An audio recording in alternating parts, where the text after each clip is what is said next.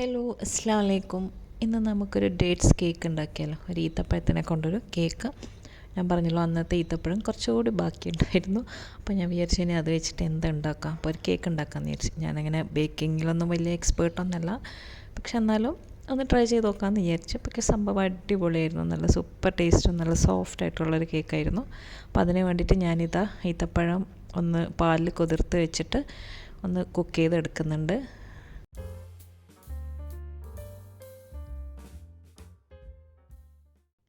ഇനിയിപ്പോൾ ഇതാ മിക്സിയിലോട്ട് 2 മുട്ട ഒന്ന് പൊട്ടിച്ച് വയ്ക്കുക.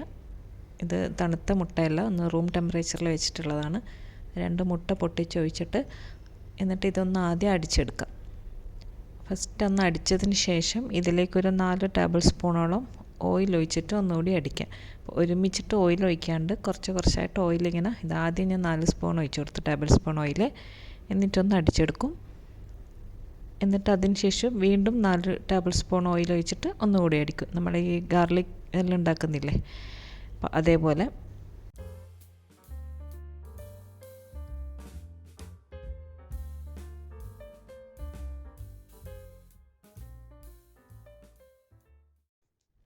ഇതാ ഫസ്റ്റ് ഒന്ന് അടിച്ചെടുത്തതിന് ശേഷം വീണ്ടും 4 ടേബിൾ സ്പൂൺ ബാക്കിയുള്ളത്, അങ്ങനെ മൊത്തം ഒരു 8-9 ടേബിൾ സ്പൂണോളം ഓയിലാണ് ഇതിൽ ഒഴിച്ചിട്ടുള്ളത്.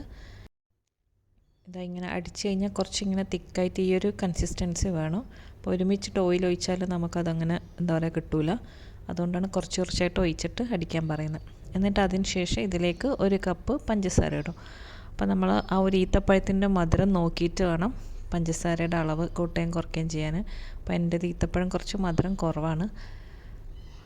ആ പഞ്ചസാര ഇട്ട് അതിൽ ഒരു എന്താ പറയുക, ഒരു 1/2 ടീസ്പൂൺ വാനില എസൻസും കൂടി ഇട്ടിട്ട് ആ മുട്ടയുടെ ഒരു സ്മെല്ല് മാറാം. എന്നിട്ട് നന്നായിട്ട് അടിച്ചെടുത്തതിന് ശേഷം ഇതിലേക്ക് നമ്മൾ വേവിച്ച് വെച്ചിട്ടുള്ള ഈത്തപ്പഴം ഉണ്ടല്ലോ, അതും കൂടി ഇട്ടിട്ട് ഒന്നുകൂടി അടിക്കുക.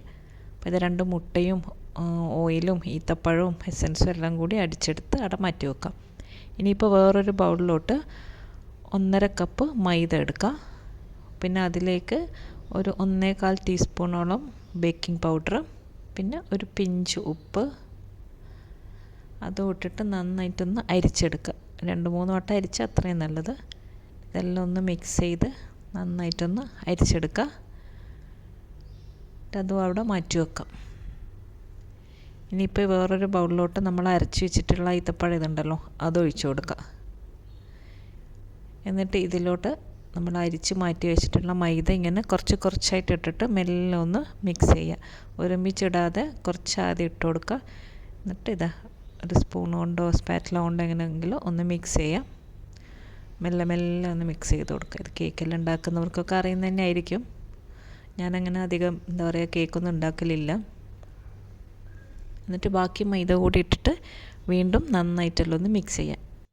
ഈ സമയത്ത് നമ്മൾ അവനൊന്ന് പ്രീ ഹീറ്റ് ചെയ്യാൻ വേണ്ടി വെക്കണം. ട്രേയിലും അത് ബട്ടർ പേപ്പറെല്ലാം വിരിച്ച് അതിൽ ജസ്റ്റ് ഒന്ന് ബട്ടർ ഒന്ന് സ്പ്രെഡ് ചെയ്ത് ആ ഒരു പേപ്പർ കറക്റ്റ് നിൽക്കാൻ വേണ്ടിയിട്ട്. എന്നിട്ട് ഇത് നന്നായിട്ട് മിക്സ് ചെയ്തിട്ടുള്ള ഈ ഒരു കേക്കിൻ്റെ ബാറ്റർ നമുക്ക് ഈ ട്രേയിലൊന്ന് ഒഴിച്ചു കൊടുക്കാം. എന്നിട്ടൊരു 180 ഡിഗ്രി ഒരു 35 മിനിറ്റ്സ് എങ്കിലും വേണം ഇത് ബേക്കാൻ വേണ്ടിയിട്ട്. ഇത് എന്താ പറയുക, അവനില്ലെങ്കിൽ നമ്മൾ നോൺ സ്റ്റിക്കിലും എല്ലാം ഉണ്ടാക്കാം. പക്ഷെ ഞാനിപ്പോൾ ഇത് അവനിലാണ് ചെയ്യുന്നത്.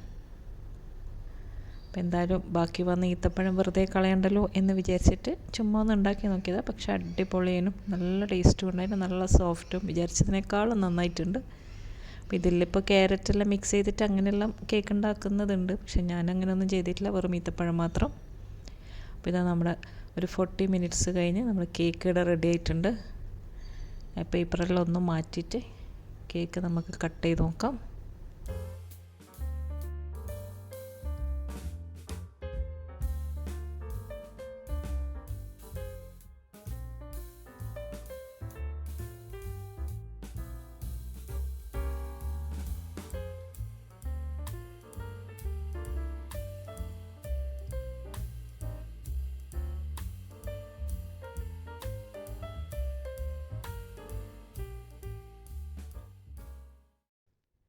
ഇതാ അങ്ങനെ നല്ല പഞ്ഞി പോലത്തെ അടിപൊളി ഈത്തപ്പഴം കേക്ക് ഇവിടെ റെഡി ആയിട്ടുണ്ട്.